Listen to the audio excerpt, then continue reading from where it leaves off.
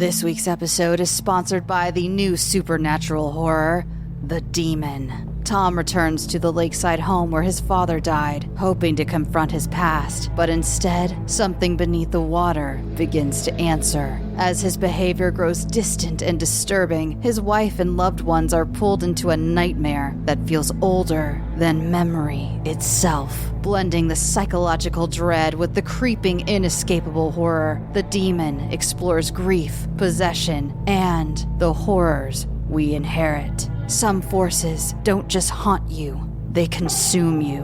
Watch the trailer and learn more now.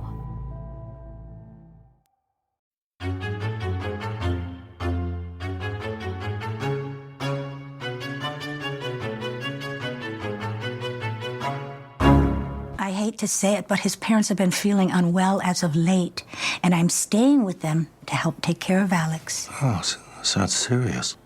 Oh, no, it's not serious. Nothing terminal. It's just a touch of consumption.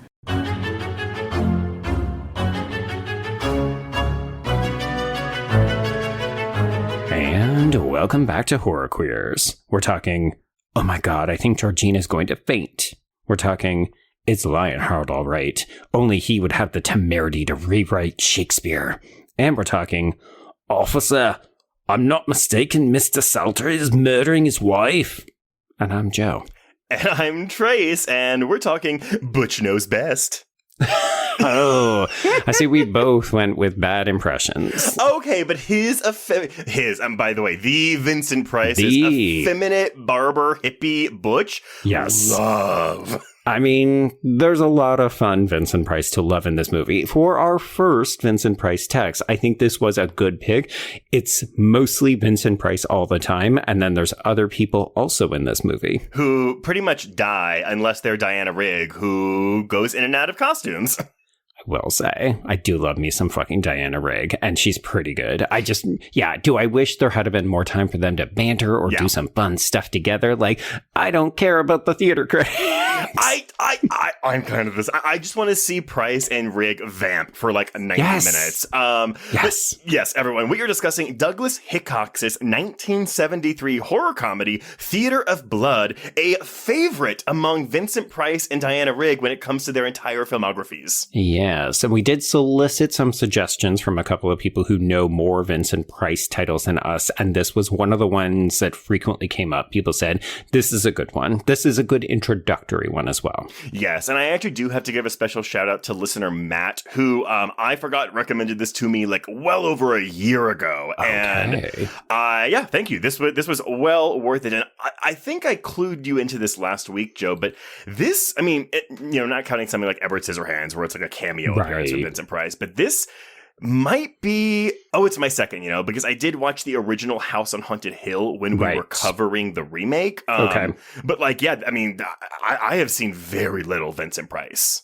Okay, yeah, so I have seen the original House on Haunted Hill. I have seen the original House of Wax, which is a personal favorite of mine. And then I've seen stills and clips of just so many other ones. But yeah, I think we both realized we have a huge gap in our horror knowledge because we just don't know a lot of his filmography. Like, honestly, for me, I think it's Vincent Price films, it's Hammer horror films, and it's like Italian giallo films. Like, I feel like those are my big blind spots in terms of like subgenres of horror. Would we call Vincent Price a subgenre of horror? I mean, if you look at his filmography, he has contributed a large number of films to the canon. A lot. And I gotta say, the more research I do on Vincent Price and the more I learn about him as a person, not just an actor, I love this man. I would have killed, not really, to interview him back in the day. Okay, this is interesting because he gives me a slight sad vibe. Like, he didn't have the easiest of life, or he felt like he wasn't fully appreciated and that kind of stuff. Like, I don't know if he felt like he ever truly got his flowers, even though I do know he had a storied career. Yeah, he had a very storied career. And you're correct. He did often feel like he never had the opportunities to get the roles that some of his peers did because of his shift into quote unquote horror schlock in the back half of his career. career, but he was a multi-hyphenate. I mean, again, he had so much film, so much television appearances. He had his own cookbook, like so much stuff that he did. He seemed like a very happy man, but at the same time, yes, always felt probably he deserved a bit more when it came to the respectable jobs he was getting. It saddens me to hear how many of our horror icons have felt the same way. You know, when we were talking about our Universal monsters, it seemed like Boris Karloff kind of struggled with some of this. Obviously, we know that Wes Craven wanted to venture a little bit away from horror and try to make some other types of movies. I think it can be really hard to be feeling like you're stuck in the genre as much as you love it, as much as you love the fans, as much as it is your bread and butter. I think for certain people, it can just be a bit of a hardship. Well, and I think that's why, though, this is one of his favorites. I'm not sure why Diana Rigg considers this one of her best films, but... I mean, she gets to dress up in boy drag for 90% of this movie. Okay, we will talk about the hippie drag in this movie, because holy fucking shit. But for Price, it at least makes sense, because he never got to really do Shakespeare, because again, that was considered quote unquote above the schlock he would normally. And y'all, I'm saying schlock with scare quotes, because obviously I don't think any of this is actual schlock, but absolutely. But no, because he got to perform Shakespeare in this movie, albeit I think the fun conversation we'll have in this episode is Vincent Price's character Lionheart, is he a good actor doing good Shakespeare, or is he a bad actor not performing these very well? Yeah, and I'll confess, my awareness of Shakespeare is probably not good enough to make a value judgment on the performance. In some ways, it all feels just very Vincent Pricey to me. So I feel like he is giving it when he needs to, but then he's also leaning into the camp when it is a requisite. Joe, I'm really glad to hear you say that, because honestly, I haven't read Shakespeare since I was in high school. And I don't remember the last legitimately a film adaptation of Shakespeare that I watched. So I'm in the same boat where I was like, okay, this is maybe a little bit out of my element, but I still enjoyed watching him. Yeah, I've seen a couple. I went to check out the new Riz Ahmed reinterpretation of Macbeth, and that was an interesting piece because they do not try to soften the Shakespeare for it. And I will say, Riz Ahmed is really fucking good in that movie, but also it kind of reconfirmed that Shakespeare is not always my bag. I love a reinterpretation or an updated version. A modernization. Yeah, it just goes down a little bit smoother for me. Sometimes I'm a big dumb Luddite and it doesn't connect with me. But I think, though, this is why, though, I think a lot of Shakespeare is better performed on the stage because you can be bigger. Because to me, I mean, who understands 100% of what Shakespearean actors are saying in that text, right? And I think the bigness of the performances communicate a lot of the dialogue, whereas in film, you have to rein that in. And just talking about this, I'm like, oh yeah, I saw that one Coen Brothers version of Hamlet that he did a couple years ago. Or way back in the day, Joss Whedon's Much Ado About Nothing. That was also very, it's stuck to the script, basically. But yeah, so I don't know, but let's talk about Theater of Blood, okay? Okay. So I'm pulling most of this information from two commentaries included on Kino Lorber's 2021 Blu-ray release of the film. One commentary features screenwriter and producer Alan Spencer. I was not familiar with this man. While the other features film historians Nick Redman and David Del Valle, who we actually talked about last week in our episode on The Fan. Oh, he's getting around. He is getting around. We didn't plan that, y'all. But yes, okay. This is the first Vincent Price film we've covered on the podcast, and this is just one of the over 100 films that Price acted in his lifetime. But yeah, as I said, it's one of, if not the favorite film of his. So there we go. The bisexual king reigning supreme. We should point that out. He was bisexual. It was confirmed by his daughter. Yes, who was also queer. Yes. And he was very supportive of her when she came out in a time where that wasn't the popular thing to do. Nice. Okay. Okay, so Price did get his start on the stage, making his first Broadway appearance in the 1935 production of a play called Victoria Regina. He had never been able to do Shakespeare in his career, although apparently Katharine Hepburn did once offer him the role of Prospero in a stage production of The Tempest that she was in, but his response to her was that his alimony wouldn't permit it. So I guess that means it didn't pay enough? Is that what that means? So when he got the chance to recite a bunch of famous Shakespearean quotes in one of his quote-unquote B-grade horror films, he leapt at the chance. So when he first started on Theater of Blood, it was actually called Much Ado About Murder, which I kind of love it. I do too, but this was changed because of Jacques Turner's Comedy of Terrors, also starring Vincent Price, which didn't do well a decade prior in 1963. So they basically thought that, like being cute about Shakespeare in the film's title was not going to do the film any favors. It would not be cute. Which I was like, I would have gone to see it, but maybe I'm a different audience type. Right. We are a little bit removed from this time period. Just a little bit. But so we have screenwriter Anthony Greville Bell, who didn't write many screenplays. Theatre of Blood is his best known, but he was a former British Special Air Service officer in World War II, having had a distinguished military career, but then he shifted into screenwriting and sculpting in the back half of his career. Okay, you know what? I sort of love that. Off there doing the public service, fighting for Queen and country, and then saying, okay, I fucking survived this bullshit. Let me do maybe something a little more relaxing, something a little bit more in my passionate wheelhouse. So I'm going to do screenwriting and sculpting. Yeah, great for him. I love the idea. Yeah, these like army people that like also have like a huge passion for the movies or the horror genre specifically. Sure. Yeah. Now, director Douglas Hickox was not the original choice to direct Theatre of Blood. It was actually Robert Fewest, director of the 1971 film The Abominable Dr. Phibes, which we had also considered programming in this slot, but I think I tipped us in the Theatre of Blood. Yeah, it was for a slightly different reason. So that film is celebrating its 55th anniversary this month, and it was a favorite of Dr. Harry M. Benshoff. He said when I interviewed him way back in the day that The Abominable Dr. Phibes is his favorite queer horror title. So I wanted to program it because I'd never seen it, but then you were like, let's do something a little bit more well-known. So here we are. Well, and honestly, I might be right. I think Phibes might be more well-known than Theatre of Blood, but I'm actually like now kind of thinking, shit, we're going to have to cover Dr. Phibes eventually because Fewest, by the way, Fewest was also a set designer of the television show The Avengers, which famously starred Diana Rigg. There we go. This is how we connected. I was actually thinking we should do a fun Kevin Bacon 6 Degrees kind of game, but then I realized we don't know enough Vincent Price films. So. I will tell you, Joe, like listening to these commentaries, again, these are film historians talking about like an era of filmmaking and stars that I am not familiar with. Right. And they were like, oh yeah, this person was this person was this. Apparently a lot of people were having an affair with Coral Brown, who plays Chloe Moon in this film. And future wife of Vincent Price. Exactly. And so anyway, also because the man that plays Peregrine, Ian Hendry, he was the main character, the lead in the first season of The Avengers. Okay. When he left, that opened the door for the female partner.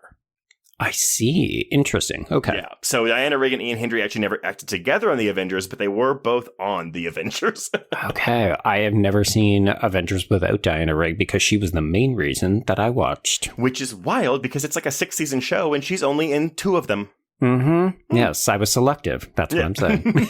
Well, because Honor Blackman was the female star before her. Oh, you know what? I'm a liar. I did watch some of Honor Blackman. Yeah, because she's also really fucking good on that show. And they both go on to be very famous Bond women. Yes. By the way, y'all, if y'all have not seen On Her Majesty's Secret Service, which is it's a good one. Yeah, and that's the one with Diana Rigg. It is one of my absolute favorite James Bond films. It's so good. Yeah, it definitely breaks the mold. Yeah, it does. But anyway, okay, so back to Fewest, the director of Dr. Phibes. So he turned down making Theatre of Blood because of 2 reasons. One, he didn't want to be thought of just a Vincent Price director. And 2, Theatre of Blood ostensibly plays as a remake of The Abominable Dr. Phibes because the similarities include a protagonist believed dead, seeking revenge and targeting 9 victims with ingeniously designed murders. Oh, okay. A loyal female assistant who dies for her loyalty.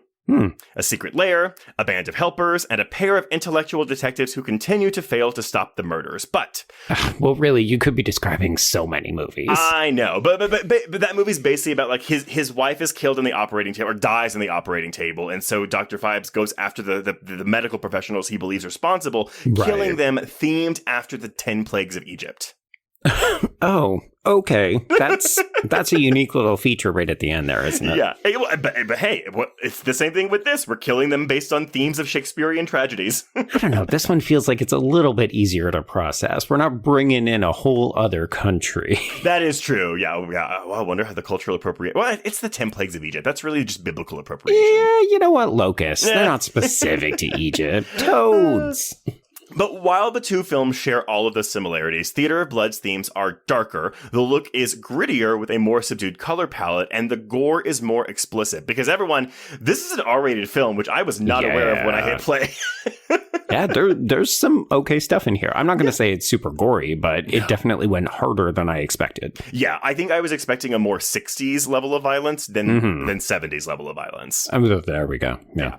The cast is a who's who of very famous stage and film actors, primarily known for their work with Shakespeare, or at least had a background in Shakespeare. Okay, that makes sense. Yeah, and so this, of course, adds another layer to the fun, self-referential component to the film. Yes, in one of these commentaries, they do confirm that, yes, that bit about Coral Brown who plays Chloe Moon in the film, kind of having a relationship or affairs with many men, not even during the making of this film, but like in years past, which is kind of how they all knew each other. Okay. But yeah, she is known to Vincent Price fans as his third and final wife, which feels like a weird phrase to say. He met her and married her, divorcing his second wife, Mary Grant, in 1973 and marrying Brown in 1974. Okay. So they acted together and then got married pretty shortly afterwards. Pretty much.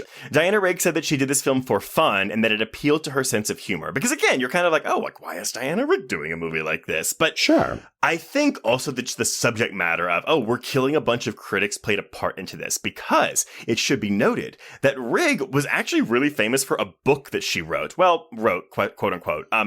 It was a compilation of some of the meanest, nastiest reviews in theatrical history. And I mean theater reviews, not film reviews. Publishing them in a book called No Turn Unstoned. Nice. She had also a somewhat contentious relationship with critics herself, because she toured and performed those reviews from that book on stage, by the way. But nice. Her big thing was she had appeared in a Broadway play the year before she made Theater of Blood and drew one of the nastiest and meanest and most vicious reviews in theatrical history. Jesus. It was a play that I wasn't familiar with, but it was apparently one of the first plays on Broadway to feature nudity in the performances. Okay. And the critic was very rude about the size of her breasts in his professional review for this play. Mm-hmm. No, that's not appropriate. Even given the time period, that's pretty bullshitty. Yeah, I'm kind of in the exact same. So basically this play was called Abelard and Eloise, and the theater critic was named John Simon. The exact quote was, "Diana Rigg is built like a brick mausoleum with insufficient flying buttresses." Jesus. Retire immediately. Yeah, the joke was on him, though. She was nominated for a Tony for that very same play. Oh, yeah. That's a way to get a last laugh. But anyway, so yeah, she did feel that Theater of Blood was the best film she ever made, and she gets a co-credit, like a side-by-side credit with Vincent Price, which wasn't, I think, particularly normal, but they said that Price gave her the co-credit lead out of deference, like just out of respect for her.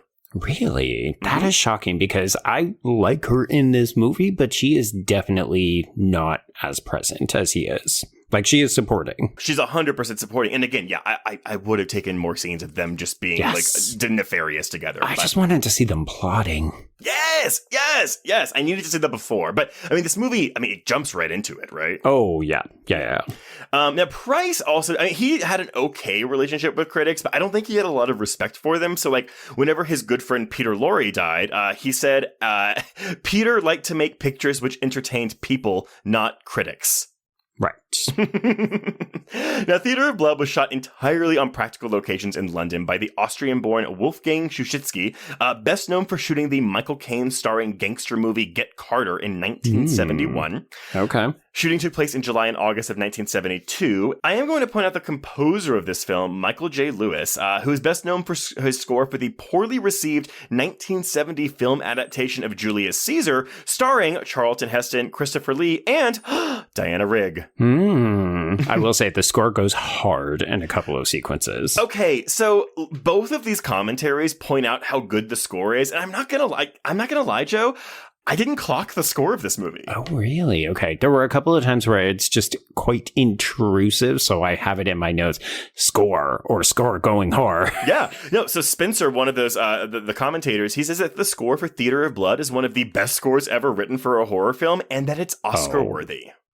I mean, sir. Maybe it was at the time.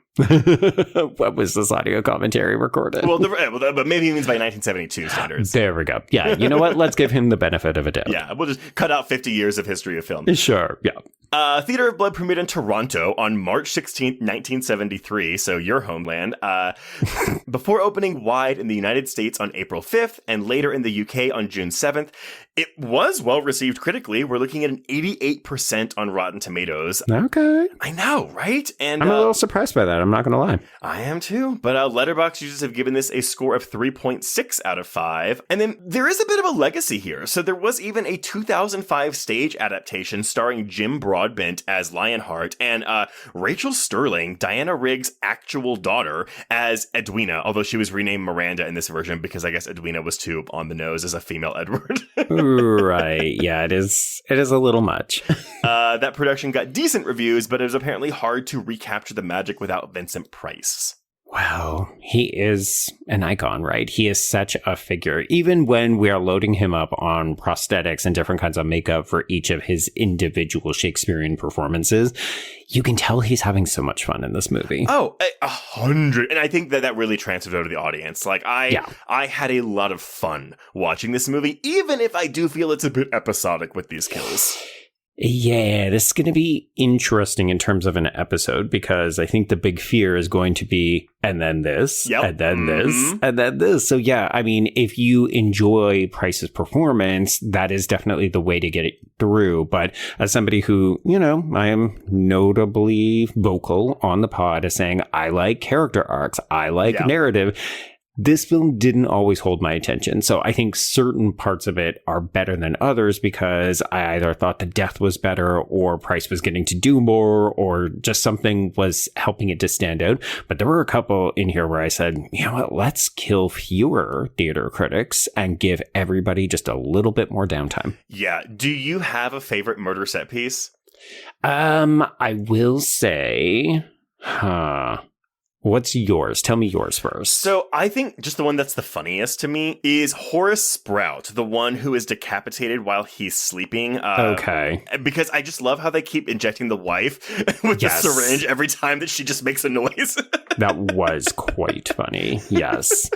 Yeah, I don't know that I have a favorite. I like a couple of the Price personality. So you're right. I like Butch, the very obviously meant to be queer salon owner.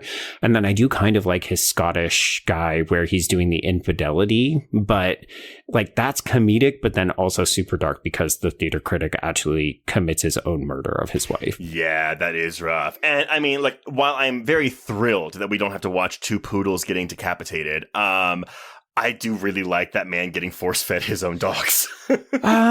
Yes. I will say that's definitely going to be an interrogation point in terms of the depiction of queerness. I'm not going to come down too hard on this film because I do think it's a bit more of a campy romp, but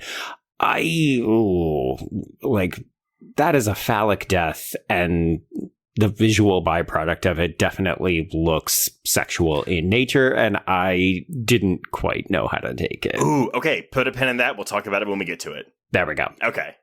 This week's episode is sponsored by the new supernatural horror, The Demon. Tom returns to the lakeside home where his father died, hoping to confront his past, but instead, something beneath the water begins to answer. As his behavior grows distant and disturbing, his wife and loved ones are pulled into a nightmare that feels older than memory itself. Blending the psychological dread with the creeping, inescapable horror, The Demon explores grief, possession, and the horrors we inherit. Some forces don't just haunt you, they consume you. Watch the trailer and learn more now. Okay, so I guess I'm starting. Yes. Oh, yes. Sorry, Joe. Joe, what happens in this film? Okay, so we begin with interspersed amongst the opening credits. There are clips of murders from various silent black and white films, and I'm going to go out on a limb and assume that most of these are Shakespearean. They all are. There we go. So we open on a breakfast, and our introduction to this world is theater critic George Maxwell, who is played by Michael Hordern, and he is called to remove squatters from a tenement building. And initially, this seems fine. He's like, okay, I'm just going to go down there and do this thing. But his wife, who is played by Renee Asherson, is wary because she's had bad dreams and she's worried about his horoscope. And I think this is a telltale in terms of tone of the film, because it starts off very serious. You know, as he's driving away, she gets startled by a thunderclap, but also she's saying, I'm worried about horoscopes and bad dreams. And part of me thought, oh, is this going to be a weirdly supernatural film? And then the further I got into it, I realized, oh, I think this is actually meant to be, it's a bit of a joke. Well, it is, but I think we're also emulating some of Shakespeare's like foreshadowing in the plays, because the date, the first shot of the film proper is this newspaper, and we see that the date is Wednesday, March 15th, 1972. So immediately that should clue us in. This is the Ides of March, which plays a big part in Julius Caesar. And we will get this confirmation later on when we start to piece together that all of the murders are associated with various plays. Yes, and granted, maybe 1972 audiences were more adept than I at spotting the Ides of March as March 15th. Yeah. Okay, so Maxwell goes to this building. He's welcomed by a pair of constables, and he goes in, and there's a bunch of unhoused people who are kind of laying about. They're drinking, they're doing drugs.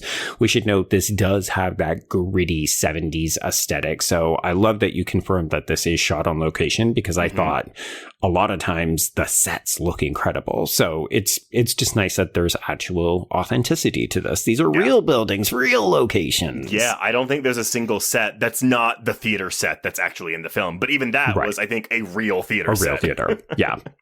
So it seems like Maxwell is doing a weird amount of heavy lifting here. Not literally. He's not picking these people up, but he is yelling at them and telling them to go. And I wrote in my notes, why aren't these police officers helping him? Like, what is their fucking job? And then all of these unhoused people start to pick up weapons of various kinds, and they advance on Maxwell. And you realize, oh, the cops are in on this. They're not going to stop this. And then we watch as this guy gets slashed and beaten. Dude. And I love the theatricality of it, that he ends up getting pinned against a thick sheet of plastic. And that's where we get to see the blood spurt out. And again, it's not particularly violent like it is, but we're not seeing a ton of gore, but it's stylish. It's a hell of a way to open your film. And the shot that I paid attention to the most, because so we'll learn that one of these constables is Lionheart, Vincent Price in disguise. Yes. The other one, by the way, is for sure Diana Rigg, which I could not tell by watching this movie. I could not tell that either. Yeah, this movie loves to, well, sometimes hide the fact that Diana Rigg is in costume, and sometimes it's really obvious. But no, so we have, Lionheart comes out, he starts reciting a scene from Julius Caesar, Act 3, Scene 1. But the camera is under the floorboard pointing up. And I thought that was, it reminds me of What Lies Beneath, which I guess reminds me of Hitchcock. But yeah, I thought that was a really, again, like, you didn't have to do it this way. You could just shot it normally. Exactly. Yeah. There's a theatrical flair to this, not just in the execution of the murders, but also the way we're using the camera and how we're framing the shots and that kind of stuff. Yeah. This actually, I think, sets the film up really well, to the point that a couple of the next murders feel underwhelming to me because they don't hit the highs of this one. Ooh, disagree, but I'm excited to talk about that. Interesting. Okay. So one of the things that we do learn in this moment, when Edward Lionheart, yes, Vincent Price, reveals himself. So he wipes off the makeup, the disguise, and this theater critic recognizes him, and he says, "But you're supposed to be dead." And Lionheart says, "I am well. It is you who are dead." Yeah, after watching the movie in full, I was really surprised we don't start with, like, the flashback, that reveals how he is seemingly dead. And we kind of work through, like, oh, he gets rescued, he puts his plan together, we follow him. We don't do that. And I don't know if I would like the movie more if we structured it that way, because it seems like they're trying to play it like, yeah, we're making some reveals here, but I don't always feel the impact of the reveals, I guess. I can get behind that, yeah. I mean, I think what you're describing is a bit more classical 80s slasher stuff, right? Where we see the inciting incident and then we'll jump ahead to the revenge, or the person coming back and being in disguise or something.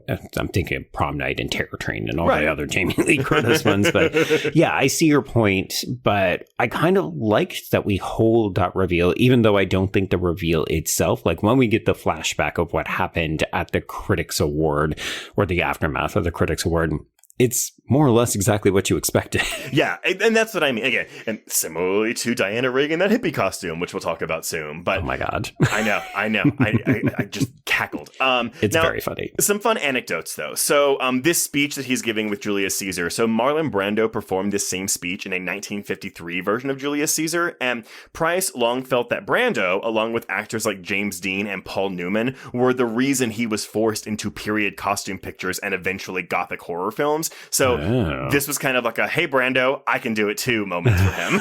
A little bit of a fuck you moment. Okay. Yeah. And these unhoused people, by the way, they are referred to as meth drinkers. But yeah, that's why I didn't refer to them that way, because it seemed a little gauche. So this is not referring to methamphetamine. This is actually referring to methylated spirits known as denatured alcohol in the U.S., which is ethanol that has added components to make it undrinkable. But it sounds like moonshine to me. I was going to say, that doesn't sound very palatable. Yeah. I don't know that you should be putting that stuff in your body. Yeah. And then, of course, with this costume of the constable, it was the conception that all of Edward Lionheart's disguises should appear to come out of a theatrical makeup kit, which they do, and that's why they're not particularly convincing, which makes it even funnier that these critics don't recognize him half the time. The critics, the police officers, this movie truly says ACAB a bunch of times because the police are fucking useless. Inspector Boot.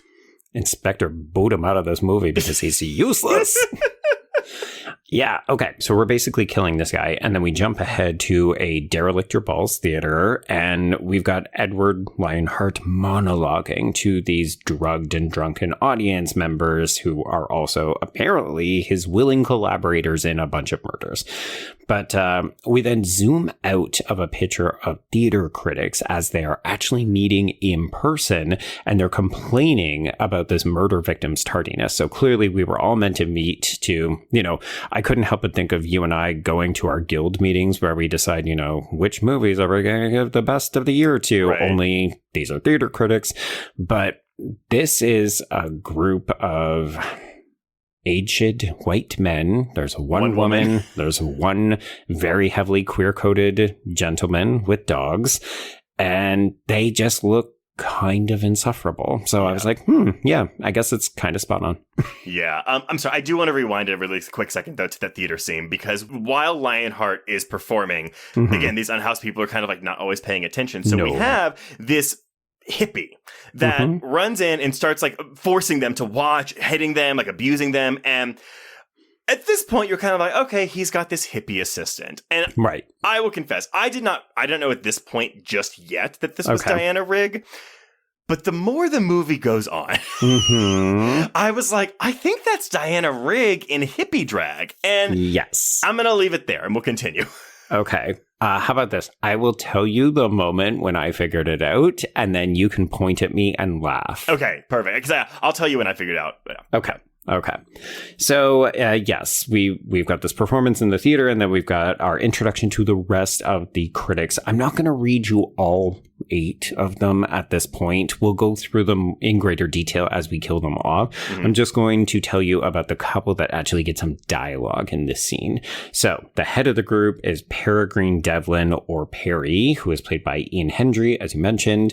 We've got Saltery, who is the guy in the beige suit with the dark glasses, played by Jack Hawkins. And then we've got Dickman, who has the gray mustache and goatee. He is played by Harry Andrews. Dickman is the one who gets super grabby with Diana Rigg later on. Yes. And so basically what this scene serves as, and this was called the economy of exposition in one of these commentaries, because basically, even though some of these critics get one line of dialogue in this scene, that specific line of dialogue clues you into the type of death they are going to get later. Oh, interesting. I did not pick up on that. Yeah, it's the guy that gets drowned in a barrel of wine. He's the one that's pouring the wine and talking about the good vintage in this scene. Right. Okay. That makes sense. I like that. Yeah. Okay. So Devlin is informed by his secretary, Rosemary, who is played by Madeline Smith, that George is actually dead. That's why. He's not tardy. He's not coming. Yeah. So Madeline Smith, by the way, from The Vampire Lovers. Really? Yeah. Oh, I didn't recognize her. I didn't either. It was in the commentary. Okay. Love Thank you, film historians. Truly. So Devlin is basically assigned the task of writing up his dead colleague. And for some reason, this means he goes to the crime scene so that he can look at the body. It's just like, oh, I don't know that it works that way, but okay. Honestly, Joe, I really hate the fact that this man walks out of this movie alive. Oh, it's a huge problem that the film thinks that we're actually cheering for this man, because I totally just want Vincent Price to get away with it. I don't discuss. Like this particular person. Like, this is not the character I want to root for the most. Oh, no. I mean, trust me. I would rather Vincent Price and Diana Rigg make it out of this movie alive, as evil as they are. I don't know if the movie is asking us to root for Peregrine at the end, or if it's just one of those, like, ironic, like, darkly comedic endings. Okay. Yes, I do think it might be more of the latter. Yeah. I don't know. Anyway, okay. So Devlin here is introduced to Inspector Boot, who is played by Milo O'Shea. And they are looking around, oh, wow, in my 20 years, I haven't seen a violent crime this bad. To which I said, I don't know, maybe you need to get out more. Aren't you in London? I was like, aren't you in London? Anyway, it's fine. It's the 70s. So they do note that there is a poster for a Shakespeare production. So it's a summer of Shakespeare that's been put on by Edward Lionheart. Obviously, this is a tell for the order of the murders and the plays that correspond to them, but they don't know that yet. And Devlin gives us his impression of Lionheart by admitting he never liked the actor. And I did really like this line. I'm interested to see if this resonates with you. So Devlin says, "You begin to resent an actor if you always have to give him bad notices." Oh, I clocked this line too, because yes, it totally resonated with me. Because, Joe, didn't we just have a conversation about Josh Lucas recently in the Poseidon audio commentary on Patreon? Yeah. And it's one of those, I think, it can be really difficult if you feel like you're forced to continually watch an actor who just never rises to the occasion. And you can start to look at them and say, I just wish that they weren't in here, because I'm actually already dreading. You don't even know what the performance is going to be bad, but they've never brought it. So you go in thinking, well, this isn't going to be very good. Yeah, you have preconceived notions. And I think ultimately, I mean, like, we're pretty open when we have these kind of moments where it's like, oh, this is just my personal bias against this thing. And I do think that the best critics, not saying we are or are not, but I think they're able to, like... You set it aside. Yeah, I think so. Yeah, it's just like if I'm putting down my own hard-earned money, or if I'm making a choice between different films, if it's somebody where I'm just not as particularly excited, I might make them the second choice or the last choice. Yeah, absolutely. Yeah. Okay, so we're getting Lionheart speaking in voiceover, but obviously this is a Shakespearean performance, and we're introduced or spending more time with another critic. This is Hector Snipe, who is played by Dennis Price, and he's being escorted by Lionheart's curly-haired assistant, Hippie, who, yes, we had seen previously, but this is like really front and center, getting to do something outside of Lionheart's realm. And I just put in this notes for our purposes, full caps. Definitely isn't Diana Rigg in drag. So this is the scene where I realized it was Diana Rigg, because once we have Hector, like, kind of like, it's actually a really good shot where, like, we are angled up and we see all of the unhoused people kind of like surround him on the floor above him. But the hippie / not Diana Rigg is in the middle of this group. And once we get that shot of her, I was like, I recognize that nose. That's Diana Rigg. But I was so perplexed, because I was like, okay, wait, I'm 99... They're not revealing anything, so maybe I'm not meant to know yet. I was like, I'm 99% sure that's Diana Rigg, but they're not really hiding the fact that it's Diana Rigg, but I think we're not supposed to know it's Diana Rigg. Yes, yeah. There's a lot of interior conversations going on in our head as we're watching this. I will note, this is for the benefit of our notes. This is not when I clocked it. Okay. Well, so, this is when I clocked it. Check back in about 50 minutes, and I will tell you. Okay, so yes, this critic, Hector Snipe, he tries to make the argument, because Lionheart reveals himself pretty quickly. He's sitting on a throne. He's got this giant book of all of the reviews from his career, and they're usually pretty negative. But we've got Snipe trying to say, no, I liked that one performance. I gave you a positive review. And Lionheart can just recite it verbatim from memory. And it's casually positive at best. Yeah. Oh, 100%. I imagine this. I mean, I would actually like to know if we have any actor listeners out there of any kind, if you get some catharsis from watching this movie. Yeah. I mean, I don't think people who are in the creative realm want to see their critics killed per se, but I'm sure they would like to see them eat a little bit of crow. Agree. You think so? I think some people would like to see us dead. Us particularly? Okay. I don't know. Maybe. I mean, there's actually, you know what? You are right. There is one person whose film we have covered who has reached out and was very, very unhappy with our episode on their film. So yes, we do have our detractors. So this is also the scene where we are introduced to this idea that this all has something to do with this Critics Award presentation. So we're feeling very jilted. It's not just about the reviews from individual plays. It's about something that happened at this awards presentation. So Hector tries to blame Devlin, as almost every single one of these critics will do, which tells I almost wanted confirmation that Devlin had been the one responsible because he so clearly has a bone to pick with Lionheart. And then when we get to the actual flashback, everybody is just kind of casually nonchalant about it. Yeah, so I don't know. It felt a little underwhelming in that capacity, too. I get that. I can agree with that. Anyway, so this Price guy gets hoisted up by this group of unhoused people, and then Lionheart impales him with a giant spear. Yes, and this is meant to emulate the death of Hector in Shakespeare's Troilus and Cressida, a play that I am not familiar with. I know the names, but I couldn't tell you anything about the content of it. Are you sure you're not thinking of like Tristan and Isolde? I don't think so. I don't know. That's like Romeo and Juliet, but not Shakespeare. Right. But I do know that one as well. This death is, this is underwhelming. This one's just not as good. It is underwhelming, but it's only part A of this murder set piece because his body gets dragged by a horse later. Okay. Yes, that is fun. That is fine. Okay, so let's get to that. So we cut to Maxwell's funeral. So that's the first theater critic that we saw killed in the abandoned tenement. And we've got all of the critics gathering around. We do have Lionheart here in such obvious stage makeup, gravedigger drag. And it's very fun because these theater critics are all standing around saying, who could be doing this? Could it be somebody that we know? And Vincent Price is just kind of lurking on the edge of the frame, being like, it's me! This is also, by the way, the moment that Vincent Price met Coral Brown. Oh, really? Okay. Yep. And then love and sparks. Yep, love and sparks. Although I feel like somebody is going to want to come at us. Apparently, Diana Rigg did help to facilitate that relationship. She didn't realize that Vincent Price was actually married at the time. Yeah. It's fine. It happened. It was the 70s. You know what? They found love and they stuck together. So yay. Yeah.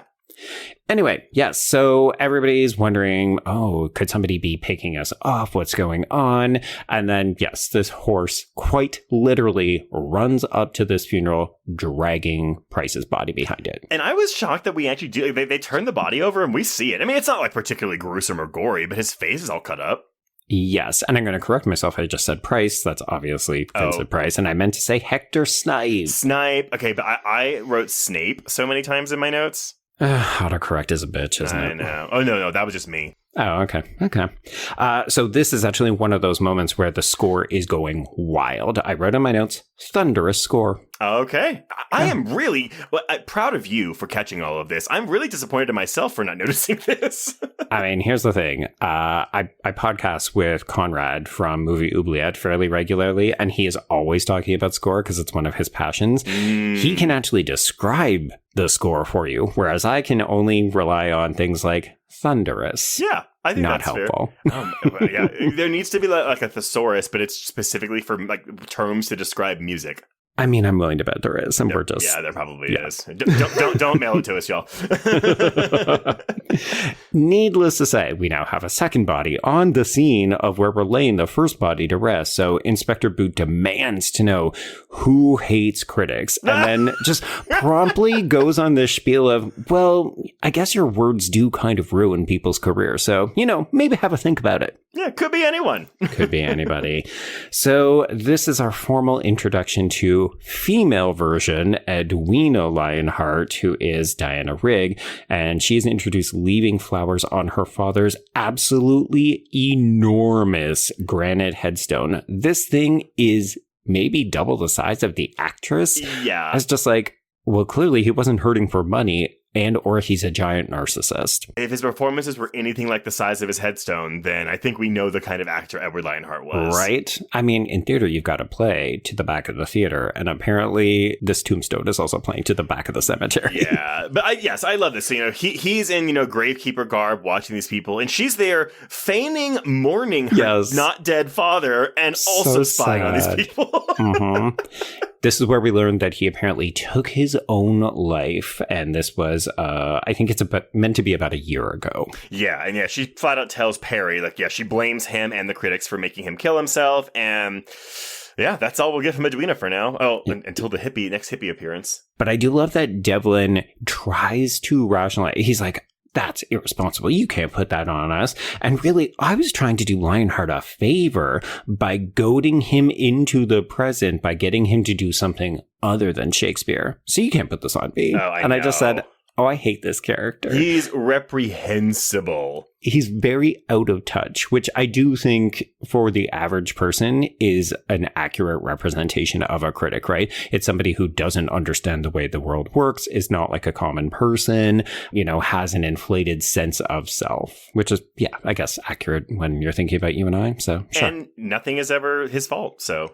Yeah, that's the big thing. Devlin doesn't really get a realization come to Jesus moment. Like, if anything, the whole movie ends up confirming that, Lionheart did play it too big, and I was right the whole time. It's just like, fuck you, that's not the takeaway from this movie. This character gets away scot-free. It's a trademark narcissist. They will jump in mental gymnastics in their own brain just to warp reality to make anything that could be their fault not their fault. Yeah. And here's the thing. I'm happy to watch a narcissist, but I like them to be entertaining. And Devlin is also boring. I think, though, in a movie like this, where it is meant to be just like good fun and you're watching these critics get their supposedly just desserts, it's like, it would have been ballsier and also more appropriate, I think, if Edward came out victorious. Although, I guess if we're doing like Shakespearean tragedy, it does kind of fit the bill for that, too. That is true, because the end of this movie does read like a big theatrical tragedy. Well, and it's emulating, from what I read, it's emulating King Lear, like verbatim. Right. Yes. Yeah. I mean, we're definitely reciting dialogue before we take that plunge. Yeah. Mm-hmm. Okay, so we jump back to Lionheart running lines with Hippie in a dress rehearsal for Cymbeline. And this is when we get a very unconventional iris fade on this giant chest. Mm-hmm. And this is our transition over to the house, or even more specifically, the bedroom of Horace Sprout, that would be Arthur Lowe, as well as his wife, Joan Hickson. And they discover that this chest is actually in their bedroom. How did it get there? It's heavy. It's locked. We can't open it. Who cares? Let's just go to bed. Okay, this entire sequence is so funny to me because, so they go to bed and supposedly both Vincent Price and Diana Rigg fit in this trunk. Yes, it is. I mean, it is a large trunk, but it is so hilarious. I just read in my notes, they Trojan horse it open, and then Lionheart and Hippie sedate the Sprout. So even though they're already asleep, we inject them both just because we want to keep them under. And then we perform off-screen surgery. So this is one of those moments where this is an R-rated film, but we could have shown the gore, and instead we're deliberately keeping it out of frame. But you're right, we're actually playing this scene more for comedy because the wife keeps nearly waking up, so we keep jabbing her in the ass with the sedative. He'll just go, hypodermic. And then her voice is like, she'll get stabbed. She'll go, ah! Ooh. Yes. Yes. I was living every moment of this scene. It's very funny. I feel like this is the moment. I want to say this is about 30 minutes into the movie. If you don't giggle at this movie's probably not for you. It's, well, because that's the thing is I walked into this expecting this to be a traditional horror film, maybe a bit campy, but this is very much billed as a horror comedy.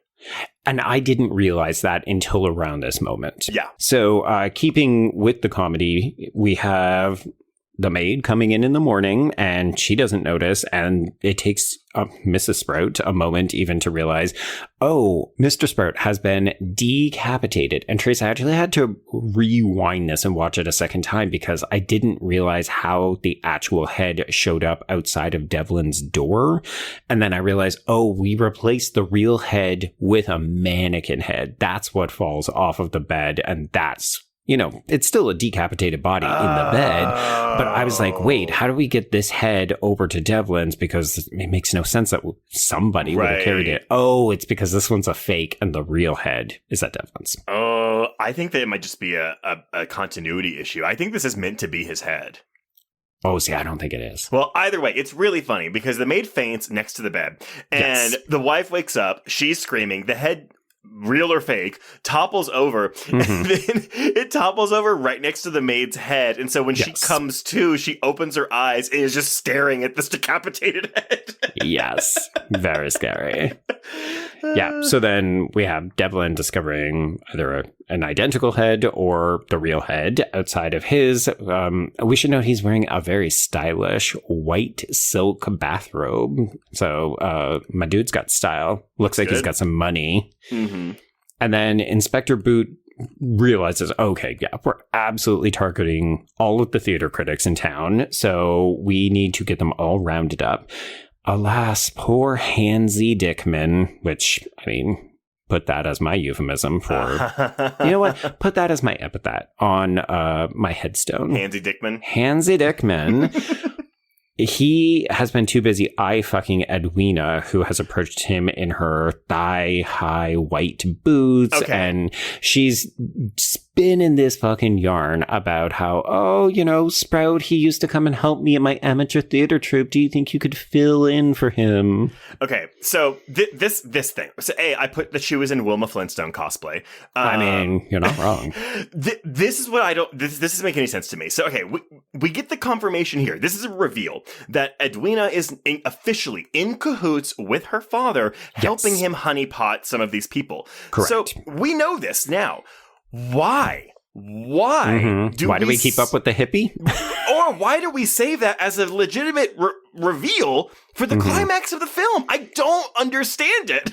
Yeah, it feels like a narrative issue where we maybe didn't plot this out quite correctly. I don't know if this was a scene that was added later or something, maybe to give her more. It just, it doesn't fully make sense because this fully confirms that she is in on this plot because she delivers this man to the theater troupe so that he can be made to perform. And then we're doing the Merchant of Venice and he's made to read a part. I will say the Shylock costume is leaning into offensive. Everyone, if you haven't seen the movie, it's definitely a hook nose that he is wearing. It's enormous. Yeah. You could hang a shirt on it. Well, and because it's stage makeup, it looks like a big clay nose on his own nose. Mm-hmm. Yeah, and like Merchant of Venice is definitely about Jewish people. Like that's who the main character is. That's who the villain is, if I'm not mistaken. Oh, well. So it does make sense, but this is so over the top theatrical. It just, especially, you know, nowadays we're a little bit more sensitive to this kind of stuff and it just doesn't play particularly well from a contemporary perspective. Yeah, I'm in complete agreement with you. I was very much like wow, that is a nose. Like that is, like I feel like in my life, I haven't seen a lot of like anti-Semitic imagery of Jewish people, but as soon as I saw this, I was like, oh, I know that. I know that caricature. Yes. Yeah. I will say, though, the rest of the scene, I don't think this is the most memorable death, but again, this is intriguingly shot. So we end up laying this guy down, Dixon. We end up putting him onto a table and we rip open his shirt and we start to cut at his chest because obviously we're going to cut out his heart. But the blocking is such that we don't see anything beyond the initial cut. And then we've got Vincent Price pulling out this very obviously fake heart, but it's fine. It's a pig's heart.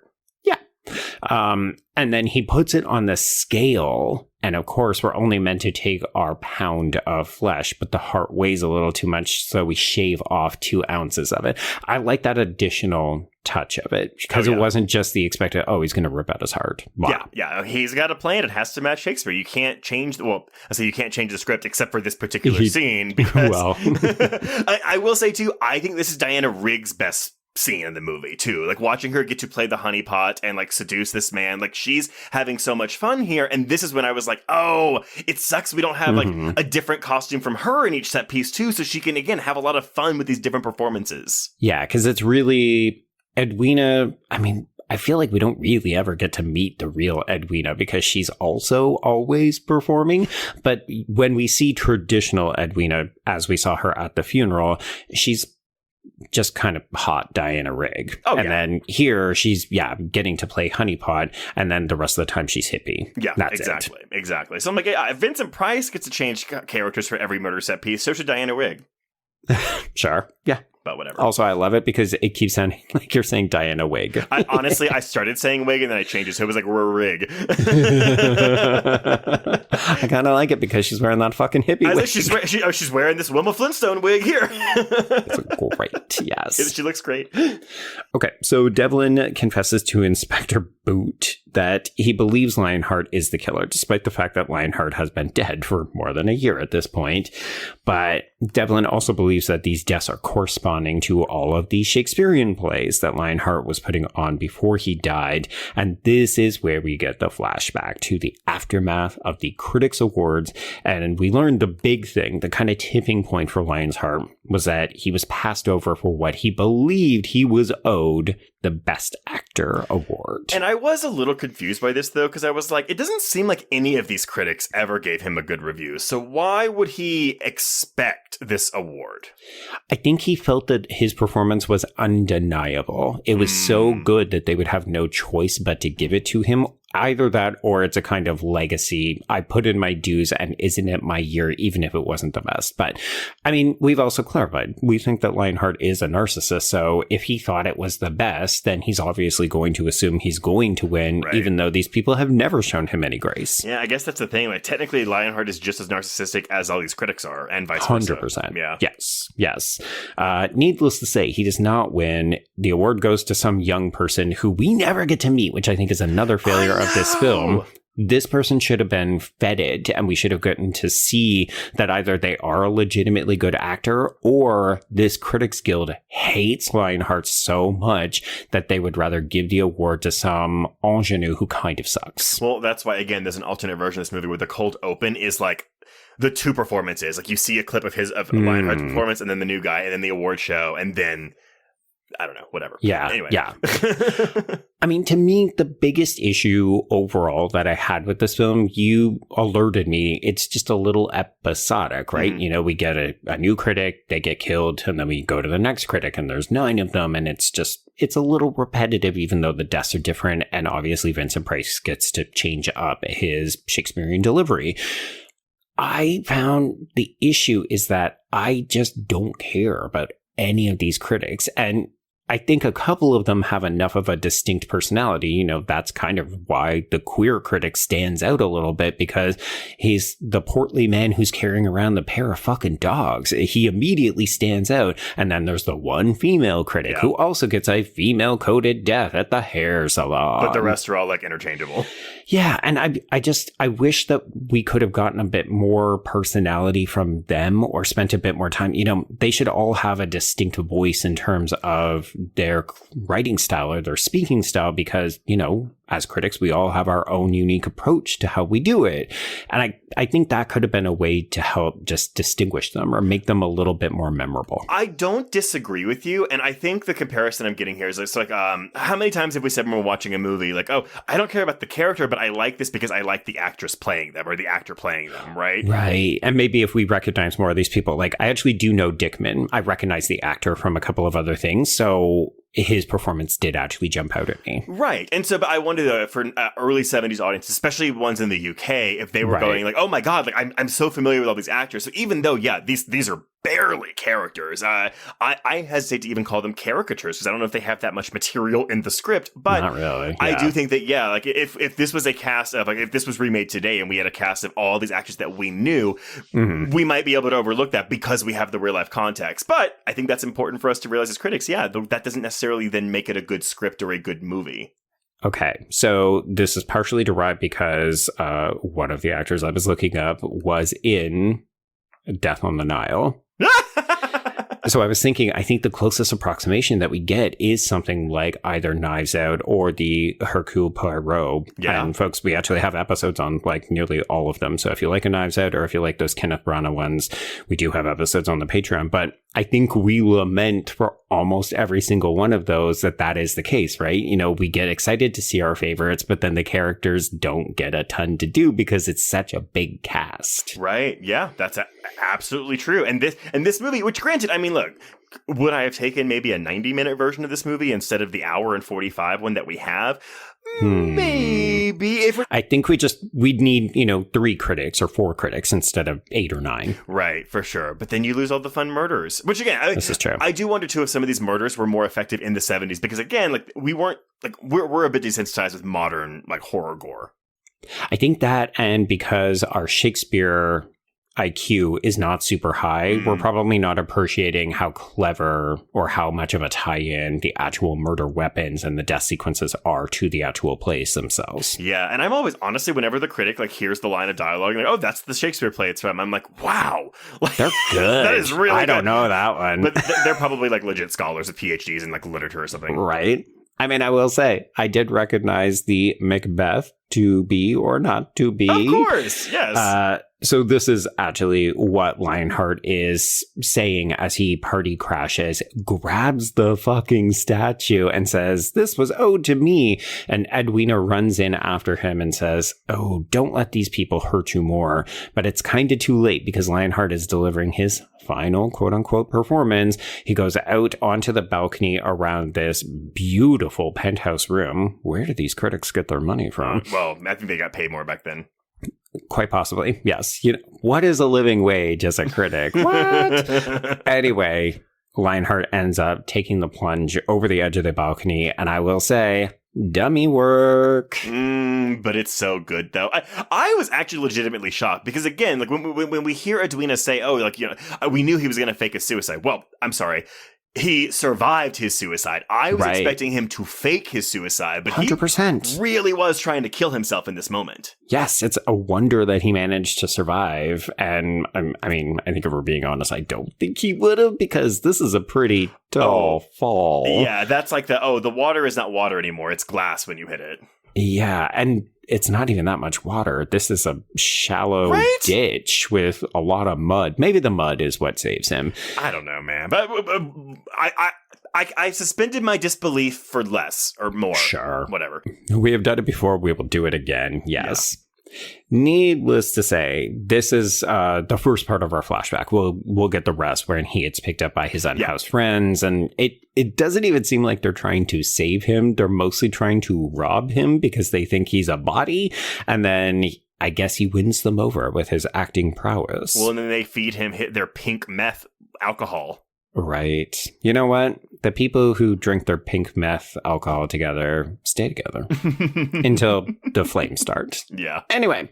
Okay. So back in the present, as we're speculating all of this, Devlin is trying to convince Inspector Boot that this is what's happening. Dickman's heart is quite literally delivered.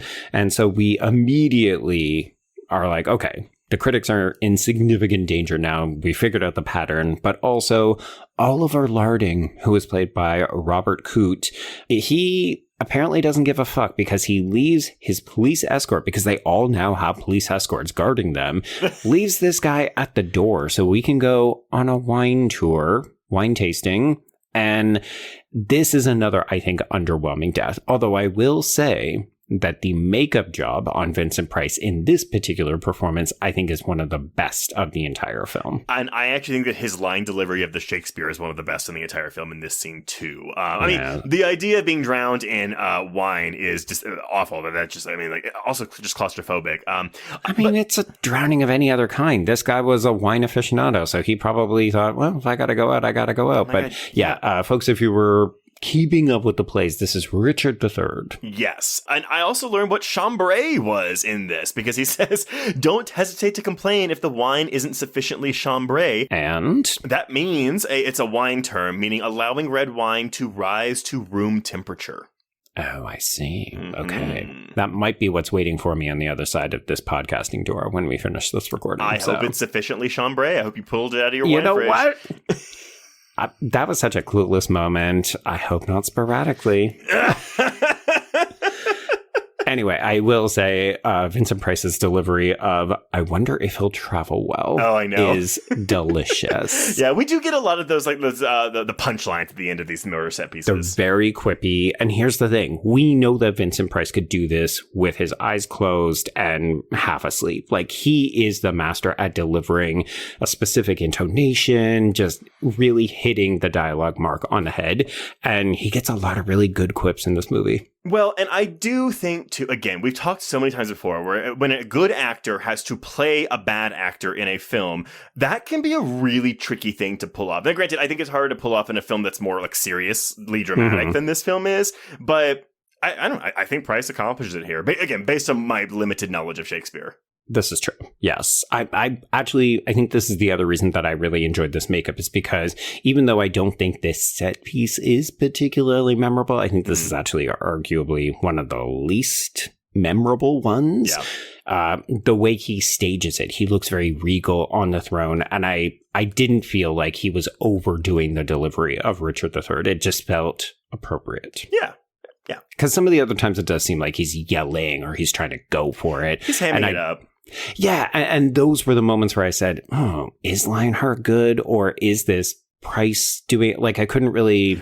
There was a tension between the character and the actor. But I think, though, for that reason alone, that's why I think I might have enjoyed this movie more than you. Like, I loved having that internal dialogue with myself on a scene-to-scene basis about, like, wait, like, is this good? Is this bad? Is this meant to be this way? Is this not meant to be? And you could argue, well, that might mean it's maybe not as successful as a film because you can't figure it out. But... I don't know. For me, that was part of the fun for me. Okay. Yeah, I think that's a perfectly reasonable way to approach the material. Yeah. The movie doesn't really offer us much. Devlin passes judgment, but I've already said I fucking hate him, so I don't trust his opinion. Yeah.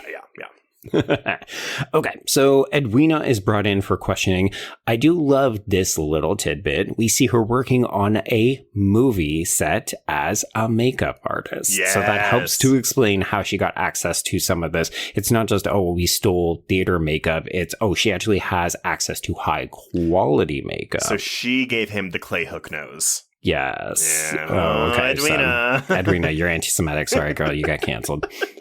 So she does continue to plead that her father could never kill anyone. Oh, I don't even think that he's alive. I maybe heard his voice. And this is 100% one of those situations where you go, girl, we know you're fucking lying. Well, but again, I like that, though. I do like that we get the reveal so early that she's working with her father, because it makes the scenes, the few scenes where she is playing Perry, more exciting and more funny. It definitely makes him and Inspector Boots seem all the more stupid. For sure. Which I appreciate, because I think they're both very stupid characters. Yeah. All right, so Devlin is next. And Trace, the way I got excited, because so far we haven't had a critic get out of one of these situations alive. So I thought, okay, let's get rid of him. How satisfying for me. This is a German accented Lionheart, and we are going to do a little duel. So we're here for fencing, but there's no button on the sabers, so all of the cuts will draw blood, and Devlin kind of gets his chest cut the fuck up. Oh, he sure does. And this is the one Shakespeare play that I did recognize in the scene. So I knew this was Mercutio versus Tybalt in Romeo and Juliet, because that is the one. Well, and not just because of the Baz Luhrmann movie. I actually did I really liked Romeo and Juliet as a kid for some reason. reason. Well, and it's a staple of, at least here in Canada, many high schools will do this as your introductory Shakespeare text. Yes. Yeah, it was a tragedy and a comedy. So my freshman year of high school, it was Romeo and Juliet and A Midsummer Night's Dream. Okay. Midsummer is one of my favorite. I love Midsummer. Yeah, it's just so tragic. Whereas the comedy of Romeo and Juliet, hysterical. Oh, yeah. Obviously. Obviously.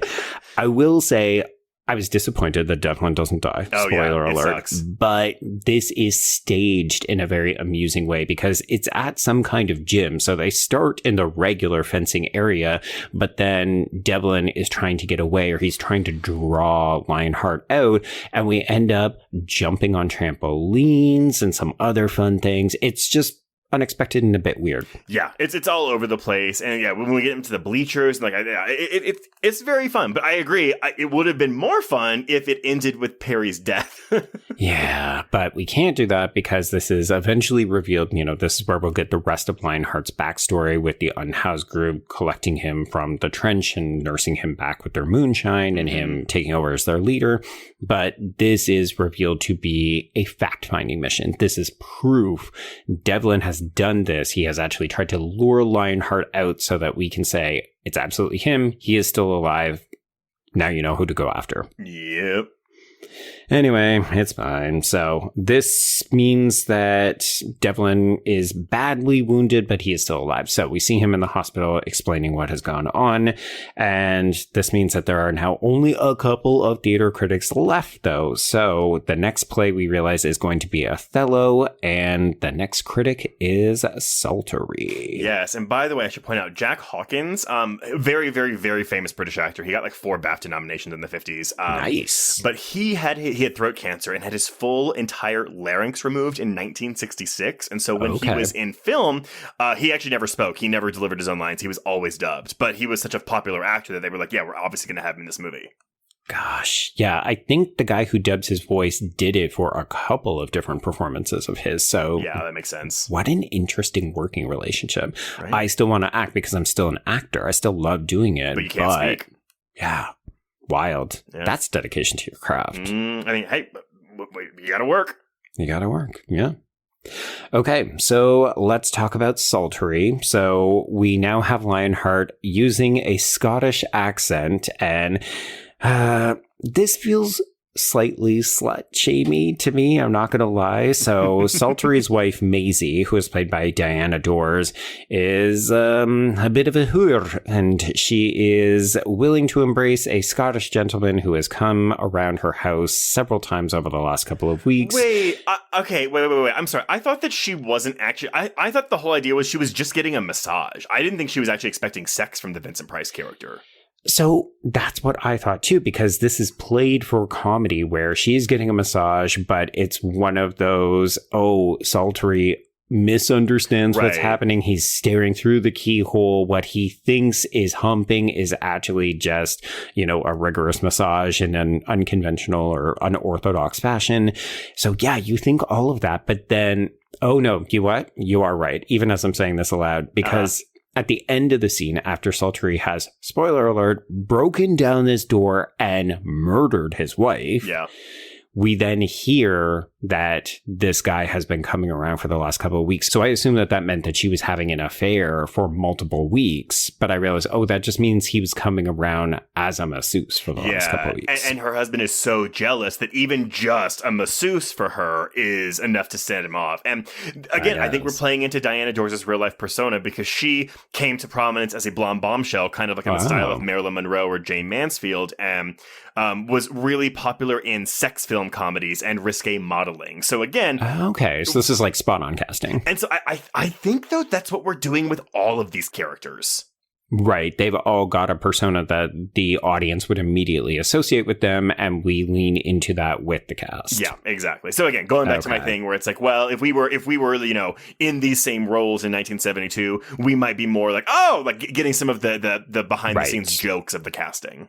Okay, so what we're now saying is we need to hear from some of our older listeners who hate it when we don't pick up all of the cultural references. Tell us if you had a relationship with these people. Yes, I mean, good on you for listening to the commentary, because I'm sure that probably also helped. It did help, but honestly, at a certain point, I was like, I can't put all this in the episode. I also can't keep all these names in my head. Not at all. But I mean, that's the thing. It's an entire era of film that I'm just not super familiar with, and like we'd have to do an entire episode just on the time period, not the film itself. Right. And also, it's not domestic, right? So some of these people might be celebrities in the UK, and they may never have crossed the pond in terms of popularity. Exactly. Okay, so we're down to 3 critics, and the next to go is going to be Miss Chloe Moon, who, as we mentioned, is played by Coral Brown, but the other 2 that are left is gay Meredith Meridew, who is played by Robert Morley, and then, of course, Devlin himself. So Moon is electrocuted in the hair salon by Lionheart, performing as Butch. And I just wrote in my notes, gay Butch, because we are doing the queerest affectation. Oh, it's so the murder is fine. And I actually, because we don't get to hear Diana Rigg talk a lot as the hippie. She's a couple things, but she doesn't really get like a lot of dialogue. And no. I do like her trying to convince Chloe Moon to come in. Like, yeah, I'm not going to be able to do the accent, but like, he does things for like the king and the princess and stuff. Yeah. Yeah, this is disappointing because I truly don't even know if this female critic got a line of dialogue. If she did, it can't have been more than about 1. So she doesn't make a distinct impression. And I think it's such a missed opportunity because she's the only female theater critic in this entire group. Yeah. So there's this opportunity to do something interesting with her. Is she falling in line with her male colleagues? Does she have a distinct personality, or does she approach her craft in a different way? And instead, we kill her, and then we also will kill Meridew in these very stereotypical ways. And part of me just thought, okay, it's the early 70s, give it a little bit of grace, but it felt so on the nose, right, like inching into offensive-ness. But then part of me thought, well, Vincent Price is a bisexual actor, and you know, he's queening it up in this role as Butch. So part of me thought, okay, there's queer people on the set who are maybe having a bit of fun with this, and maybe I just shouldn't take it so seriously. Well, I think also because we're kind of delving into we haven't brought up camp at all in this episode, but I think we are delving a bit into the realm of camp. So it's like, okay, if John Waters did something similar, would you find it, I mean, you would find it equally as offensive, but maybe you'd be like, well, yeah, but that's kind of the point of it. Yeah. It's what we come to the movie for, because it's that person and we expect it from them. So it's all good. And I mean, I don't know if you caught this too, but because in the Shakespearean language, he is saying when he's electrocuting Miss Moon, this is not, he says, spare for no faggots, let there be a now. So granted, I think we're actually using the bundle of sticks terminology for that because it's Shakespeare, but I was like, that's, interesting. Choice. Yeah. I will say, in terms of makeup effects, this one looks okay. So after she gets electrocuted, her head looks all charred and grody, and it's not over the top, but it's pretty good. Yeah, it's fine. And we should note that, of course, just like the wine tour incident, our constable was just sitting right there as this whole murder is happening, and this guy takes forever to understand. Oh, the lights are dimming. Oh, there's a smell. There's an acrid smoke drifting up from where we were doing her hair. I have yet to see a police escort in a horror thriller genre film be effective. I mean, truly, if a killer wants to get you, they will get you, but also ACAP. Yeah. So. Okay, so Titus Andronicus is the penultimate play, and Trace, this reminded me that we have got to get Titus on the schedule. I know. The last time you brought it up, I went and watched a bunch of clips from it, and I was like, oh, yeah. Yes. Anyway, so we've got Lionheart and his crew passing as chefs, and they're going to make pasties for Meridew. And we should note that we do actually get to hear a part of his review. So we've only really gotten to hear one other person's specific line And Meridu's apparently compared Lionheart's performance to one is irresistibly reminded of a ham sandwich. Which is funny considering that actor Robert Morley is really hemming it up as Meridu. And I looked this up. Morley was not gay in real life, or at least not outwardly gay. Yeah, I think he had a wife. He did have a wife. Of course, as we discussed several times, that doesn't necessarily mean No, anything. It doesn't mean anything. I mean, Vincent Price had a wife, and then he also had male lovers. But yes, if you have not seen this movie, like Meridu shows up in a bright pink suit. And again, his vocal affectation is very effeminate. He's not confirmed gay in the film, but when you see a man in a bright pink suit who's carting around 2 toy poodles for the entirety of his screen time, the implication, I think, is pretty clear. It lacks subtlety. It's very on the nose. But yes, so this is a larger gentleman with his 2 dogs and his giant palatial house. But I do love this idea that he's convinced that they are there because he is going to be a contestant or a guest on This Is Your Dish, which is a cooking show in the UK. We should note, too, that the line of dialogue that we're quoting from Titus Andronicus is, some queen is made to eat her children baked into a pie. Spoiler alert for the end of that play. But, I mean, this queen also eats his children in the form of dogs, in the form of pies. Yeah, and then, again, my favorite part about this is the reveal. So we have a little chafing dish and we lift the lid and the 2 poodles' heads are just sitting on this chafing dish. Normally we would give a content warning for animal death, but this is utterly ridiculous. Like, I don't think people could be traumatized from this, except for the fact that if you thought about your own pet in this situation, very upsetting. This is comedy. Yeah, I as someone who is particularly sensitive to dog animal abuse in films. This didn't rub me the wrong way at all. It's just cartoonish. But let's talk about what you brought up at the top of the episode. So this death, the manner of death, rubbed you the wrong way.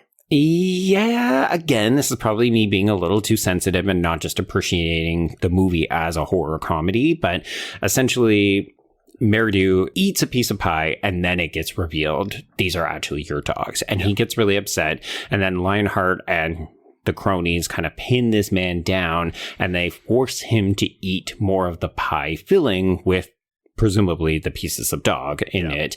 But they stick a kind of funnel into Meridu's mouth. So we're basically phallically raping him, pouring this creamy-like substance into his mouth until he chokes and asphyxiates on it. And then they remove the funnel and we just see it leaking out of his mouth. And folks, it's white and creamy. Okay, I did not get that at all. I see where you were getting it from. Whether or not that was the intent, I don't believe it was the intent. I think truly, and the intent I don't think actually makes it any better. It's, this is a fat man. He's going to get killed by eating to death. Right. It's not a queer man who was forced orally to do something. It's, the fat man was forced to eat. In some ways, this movie is very Seven, isn't it? A little bit. Which, again, yes, because we're going through killing people themed to different things. Yeah. Tried and true, I guess, as we are learning over the course of the history of the podcast, right? Yeah. But yeah, so, I mean, honestly, I don't think either one of our reads of the intent behind this death scene are incorrect. But they're both equally offensive. Yeah, it's one of those things where the movie isn't worth getting your back up over because it is mostly harmless fun, and Vincent Price is having such a great fucking time, and Diana Rigg is also having a pretty good time as this ridiculous character. Yeah. So it's not like I was legitimately mad. It was just more this particular moment thinking about, this movie is more queer-coded because we have this very obviously queer-coded character. Oh, wow, that is one way to kill your very obviously queer-coded character. Yeah, interesting. Yeah, I was only focusing on the fatness. I mean, that's the other. I think that's the way most people would take it. So it is, but I mean, again, I certainly thought this was a queer character. Right. Yeah. Okay, so we are down to just Devlin. He is our sole remaining theater critic alive, and we're going to try to do a bit of a sting operation. So he, Inspector Boot, and then I think this other character named Sergeant Dodge or Doge. If you say so. It's the other guy that's kind of assisting Boot, but they set up this trap where they've got a bunch of different tracking beacons in different cars. So Devlin is going to try to lead them to Lionheart. The problem is that he's an idiot who hasn't figured out that Edwina is actually working with her father. So he tells her everything that he's about to do. And then she says, how about you let me drive your tracking device car? So he gets out and just immediately gets clubbed unconscious, and then we take him away on a horse and buggy, and then we take this Dodge guy and we put him, he's been hiding in the trunk of the car because he's going to accompany and come out and arrest Lionheart. And then we hear but don't see, and this is kind of funny, but also I sort of wish we saw it. We just hear as Boot hears on the radio via the tracking mechanism, oh, we're driving now. Okay, we're stopping. Oh, I think I hear a train coming. Yeah. I put in my notes, they set it up to where the car gets hit by a train, ... I think. Yep. Yeah. So yeah, this guy's dead. This guy's dead. We just got this car hit by a train. We don't get to see any of it. This is just a fun oral cue, right? I mean, whether we had the budget, whether we needed to see it, this guy's not a character, so it doesn't ultimately matter. But I do love this idea of, just get rid of him. Yeah. Leave the car on a train track. Why not? Why not? Yes. Okay, so Devlin wakes up. We are in the theater that we previously killed that other dude on, and we are recreating the events of the 1970 Critics Award celebration presentation. So this is like some Dario Argento shit, this right? This is Jigsaw. Like, I saw a Letterboxd review describing this movie as like, oh, like Vincent Price as an actor Jigsaw killing his critics. Like, this is awesome. And correct. I do feel a little robbed. We don't get to see this device actually go through someone's eyes. It would have been so gratifying. Yeah. So let me set the stage for you, Trace. So we have Devlin. He is tied up to the throne, but we've put a track in front of his face, and there are two red hot daggers that are on this track that are going to come down when we release them, and they will gouge out his eyes. Yeah. Sounds awesome. It's amazing. Oh, I'm so bad we don't get to see it. Because the fucking sandbag that's weighing it down gets stuck. Yeah, it gets stuck on some kind of poster or statue or something. So it starts to come down the track, but never quite makes it there. I do love that Perry's like, what would your daughter think? And then this is when we get the big reveal as the hippie removes their mustache and their wig to reveal Edwina Diana Rigg. Yes. So this is my full confession. This is when you realize it? I clocked it just before she removed it. Here's the thing. I kept looking, I was on the Wikipedia page to try to get character names and actor names and stuff. And the plot description definitely says hippie, but in the listed credits, I don't think we actually say, hippie Edwina. We just say Edwina Lionheart. So I knew that she was the daughter, and that is made obvious in her introductory scene as Edwina. But there was some uncanny valley shit every time I saw this fucking hippie. So part of me was clocking it, but I will admit it wasn't until very late in the film that I think that's adorable. Yeah. I was like, something's not right with that character. Why is this one person getting so much screen time? Honestly, the only thing I think that's camp. It's fucking ridiculous. Like, it's so funny. And I would find it hard to believe that in 1972 or 73 audiences would not be able to tell that was Diana Rigg. I think so. Yeah. That is my biggest complaint about this movie, though, is that because we have to hide the fact that that's Diana Rigg in that hippie costume, that prevents her from getting to do more things in this movie. Yeah, it's unfortunate, because I do think since we know that she's involved because she took the one critic to his actual death, we didn't need to do this subterfuge. Or we could have continued to see her duping Devlin, but then get other scenes of her out of costume, interacting, plotting, maniacally laughing with Vincent Price. Missed opportunity, a little sad, but it's still silly fun. Yeah. Mm-hmm. So Devlin refuses to give the award to Lionheart. That's the whole purpose of this. If he will just give the award to him, then we will let him go. We will not blind him. And he refuses. But the sandbag does delay things long enough that all of a sudden the police sirens begin to approach. So this is when Lionheart decides, well, we're just going to go out in a fiery blaze. So I don't know if this is King Lear exactly, or if this is just him being a theatrical diva, but we light this theater on fire.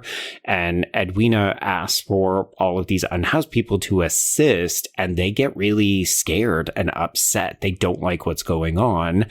And one of them just beans her in the back of the head with the Best Actor statue. And she's effectively, it doesn't kill her, but it kind of kills her. Well, so yeah, I was really pissed when she gets killed. But I do like that she gets, like, she dies in his arms, and I do think they are reciting King Lear because, yeah, she essentially becomes one of the characters in King Lear. Cordelia, I think, is her name. Maybe I don't know. Yes, Cordelia. Cordelia is her name. So I like that she gets to go out with like a bang with reciting the Shakespeare, and it's like very dramatic. Oh, I'm dying. Yeah, I put in my notes that they get to play the part of dying daughter and grieving father, and it's both character from the Shakespeare play, but also the actual characters within the film. And I really like that moment. And it's a, if you gotta kill Diana Rigg, I guess this is the best way to get her out. Yeah, and I'm sure that for the characters themselves of Edward and Edwina, like, this is how they would have wanted to go out anyway. Sure. Yeah. Make everything your stage. It just, it would have been better if Perry got trapped in here and burned alive too. Right? Yeah. Let's Phantom of the Opera this shit, and we can just have them go underground and they can plot new productions or something. I actually wonder if Price's reading of King Lear in this moment, though, is meant to be legitimately good. Where it's like, oh, he's been like hamming it up and overacting before, but in this moment when it's his actual daughter dying, he delivers his first true authentic performance. But that's not how Perry views it, though, because Perry still gives him a bad review. Well, yeah, I mean, I think that at least initially, this starts a little bit more sedate, and then it kind of picks up steam, and we get a little bit bigger as we pick up Edwina's body, and we start, it's a little bit of Cabinet of Dr. Caligari, where we just kind of hoist her over the shoulder, and then we start quasi-motoring up the top of the theater. And we're doing Lear the whole time as Devlin, and this large crowd of passerbys is stopping to watch the final performance. Also, Inspector Boot is there, but who could fucking care? And then I love that they basically allow Lionheart to get all the way to the top of this roof. There's a couple of scary moments where you think he's just going to lose his grip and they're both going to just fall off the building. But he actually makes it all the way to the very top, just before he gets to the top of the building. There's this explosion of fire that blasts him off the roof, and then he and Edwina just fall to their deaths. Yeah, it's pretty, I mean, it is over the top, but like in the best way possible. Yeah. It as you suggested, it's probably the way you wouldn't want to go out if you are overly theatrical. Yeah, and a fiery blaze. Yeah, so we've got Devlin closing out the movie by confessing to Inspector Boot that Lionheart's Lear was actually pretty good, but of course, he was madly overacting as usual. You must admit he did know how to make an exit. And that is the end of the film. So yeah, I genuinely hate that we end with Perry's line of dialogue. Yeah, just nothing about this character has made me trust him or value what he says, even though he is very clearly coded as the person that I think we are meant to root for him as. He's the totally sane person who was just doing his job, and he's caught in the middle of this. But the film also understands that Price is the star and he gets to do all the fun stuff. So I'm obviously siding with him. I was really caught off guard as to how to feel in this final moment, like giving Devlin the final line and making it this cheap shot at Lionheart did not sit well with me. Like, it would have sat better with me if he actually did give him a good review for this performance. Like, if it wasn't. Just leave it at that. You don't have to be a fucking prick. Oh, wait, I guess you're always a fucking prick, and this is why Lionheart hated you. Yeah, it's like, 100%. And so it's like, that would have shown some character development or growth, but again, this isn't a movie where we get things like that for these characters. No. And so it's just like, we're just ending on another punchline, but it's not the punchline that I want.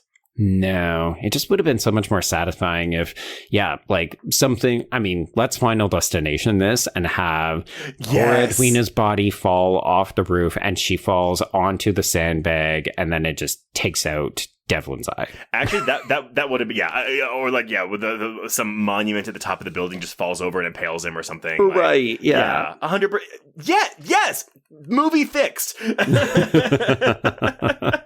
But overall, I had a really good time with this. I mean, as not exactly my introduction to Vincent Price, but one of my first critical reading of a Vincent Price film. Right. Fun time at the movies. Good times. Yeah. I think the first of probably several that we're going to do, folks, we're not going to do one every month or anything, but we're probably going to start trying to program this in a little bit more frequently because, as you mentioned off the top, a lot of credits on Mr. Price's filmography. So we've got some movies to work our way through. We definitely do. Yeah. So I will say one final piece of amusement. I'm curious to see how you, as the person who is editing this episode, that means that you'll get to write up the description, but I'm super curious to see, are you going to write the name of the movie as it is presented in the US or in the UK and Canada? Because we do theater with an RE, bitch. Okay, so here's the thing. So, because my Blu-ray, even the title card on this movie for me has ER for theater. But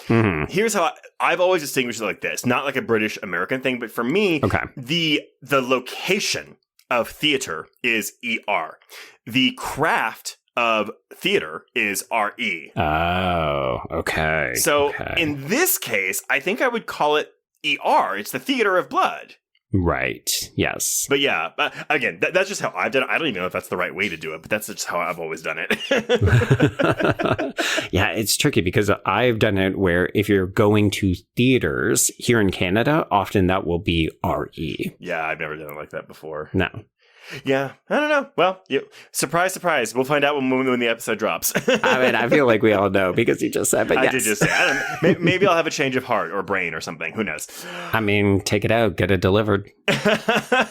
I'd cut off that 2 ounces for that pound of flesh. All right, everyone. So yeah, some quick housekeeping before we shut this down. If you want to get in touch with us, you can reach us on Blue Sky and Instagram at HorrorQueers. Shoot us an email at horrorqueers@gmail.com. Find us on Letterboxd to keep track of all the films we've covered. If you want to chat with other listeners, please join our Horror Queers Discord. If you have a moment, please rate and review us on Apple Podcasts or Spotify. And if you want more content, including ad-free main feed episodes, please support the show by becoming a patron at patreon.com/horrorqueers. If you subscribe today, you'll get 488 hours of Patreon content, including this month's new episodes on shark movies Thrash and Deep Water, Hokum, Mortal Kombat 2, Obsession, and a brand new audio commentary on Wolfgang Petersen's 2006 film Poseidon. Oh, yes. But Joe? Yes. What are we talking about next week? Okay, so this is the end of another month, Trace, and that means we're going to go into new territory, but also, hey bitches, it's Pride Month, so we're going to kick things off with a little rock and roll extravaganza to correspond with the forthcoming release of either Season 3 of Interview with the Vampire or Season 1 of The Vampire Lestat. So we're going to look at the previous version of Lestat as rocker with Queen of the fucking Damned. Queen of the Damned. A first-time watch for me, Joe, and I don't know what... Well, actually, I do know what to expect. I've read a lot of horrible things about this movie. So, how do you feel about new metal? Not great, but it is 2002, so it makes sense. It is indeed. I will say, I don't think this is a good movie. Every single moment that Aaliyah is on screen feels like a revelation. It is one of those things where I've seen her in a couple of movies and I was like, yeah, she's okay. You know, I like her as a singer. And then I saw this and I thought, fuck, we lost something. Yeah. I don't have a lot of relationship to Aaliyah. So yeah, I'm sure I'll be getting a lot of schooling next week. Maybe. But also, this is a good opportunity to give a little advance notice, folks.